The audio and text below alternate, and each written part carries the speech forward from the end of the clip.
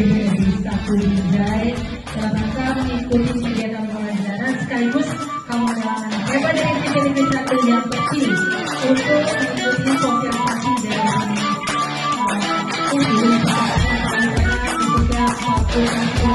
saya mewakili teman-teman dari klinik Fakultas Hukum UNSU mengucapkan terima kasih kepada Ibu yang telah memberikan izin kepada kami untuk berbagi pengetahuan di sini, dan terima kasih juga kepada adik-adik yang sudah mau hadir dan belajar bareng kita. Ada kegiatan ini apa itu child grooming? Child grooming itu merupakan tindakan atau upaya manipulasi yang dilakukan oleh orang dewasa kepada anak atau perempuan untuk mendapatkan kepercayaan. Nah, itu ada dengan tiga cara. Yang pertama itu dengan memberi perhatian lebih. Gimana itu memberi perhatian lebih? Misalnya ngasih pujian dan sering nanyain kabar, gimana biar interaksi korban dan pelaku itu lebih intens. Yang kedua itu bisa mengiming-imingi hadiah. Jadi bukan kalian itu terlihat lebih dekat dan wajar antara pelaku dan korban. Semua itu dengan tujuan membuat korban patuh lalu dieksploitasi, biasanya ke arah pelecehan atau kekerasan seksual. Jadi itu kenapa child grooming itu berbahaya, karena dimulai dari hal-hal yang terlihat normal, tapi berujung pada eksploitasi dan kekerasan seksual yang tentunya merugikan bagi kita sendiri sebagai pihak korban. Lanjutkan.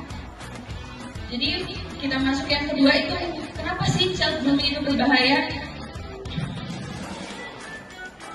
Child grooming itu berbahaya ada 5 alasannya. Yang pertama, korban biasanya tidak sadar sedang dimanipulasi. Jadi pelaku itu pura-pura baik, ngasih perhatian, sehingga korban kan merasa aman. Padahal semua itu dilakukan untuk mengendalikan dan memanfaatkan korban tanpa ia sadari. Yang kedua, ada juga trauma psikologis. Tentunya kalau misalkan korban udah menyadari dirinya udah dimanipulasi, udah kena dilecehkan, kan itu bisa menimbulkan luka batin yang mendalam, kayak rasa bersalah, marah, dan sedih yang berkepanjangan. Yang ketiga juga ada awal mula terjadi pelecehan seksual. Jadi kalau misalkan grooming ini kan sering terjadi langkah pertama sebelum pelaku melakukan pelecehan. Kalau udah korban percaya, pelaku mulai melanggar batasnya nanti secara perlahan. Kayak yang awalnya cuma chattingan, nanti berujung jalan jadinya lebih dari situ, melanggar batasnya. Nah, yang keempat itu ada gangguan emosi dan rasa takut. Gimana itu maksudnya gangguan emosi dan rasa takut itu? Jadi korban menjadi mudah cemas, takut berinteraksi, terus sulit mempercayai orang lain karena udah ada trauma yang dimiliki dia, dimana udah dilecehkan juga kan sama pelaku. Yang terakhir itu kehilangan kepercayaan diri. Kalau kehilangan kepercayaan diri itu karena udah dimanipulasi korban, sering merasa juga jadinya diri dia itu aku gak merasa berharga lah, jadi sering nyalahin diri sendiri. Kadang juga sulit untuk bangkit dari percaya dirinya itu, jadi kayak mentalnya itu udah nggak yang sebagus yang dulu, karena emang udah ada merasa sering nyalahin dirinya sendiri kan, yang mungkin itu biasanya yang dia anaknya penceria, sering berinteraksi sama orang-orang, jadinya kayak lebih pendiam, yang biasanya ikut kegiatan-kegiatan aktif kayak organisasi, ekstrakurikuler lainnya, itu jadinya menutup diri dia, membatasi diri dari orang-orang.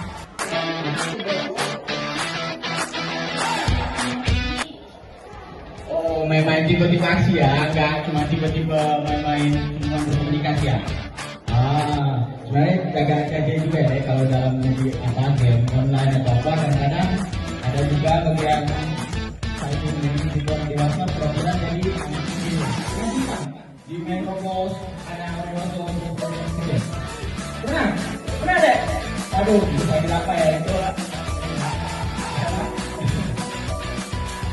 Juga diberi pelajaran dulu teman-teman. Saya dari kelas 83 ya Kak. Saya bertanya mengapa pelaku tersebut perlu menjadi korban dan kenapa pelaku korban itu adalah korban yang memiliki masalah keluarga, masalah dalam hubungan diri atau bermasalah dari keluarga. Kedua itu dia cuma kayak ngasih perhatian, siapa lagi di dunia ini nggak mau dikasih perhatian sama orang? Kan pasti bilangnya itu orang baik kasih, itu orang baik kasih, apa salah yang nggak kita terima gitu. Padahal ujung-ujungnya biasanya kemana ngarahnya gitu kan, ke apa yang dikasih, apakah udah Oke, beri tepuk tangan dulu dong kepada teman-temannya. Yang hormat terhadap pihak sekolah atas terima kasih kami yang telah mengamalkan sekolah.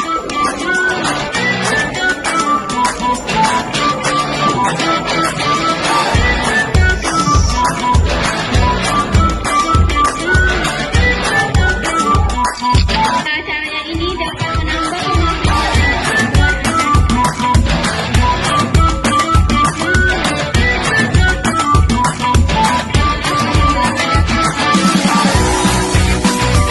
Makasih adik-adik, dadah.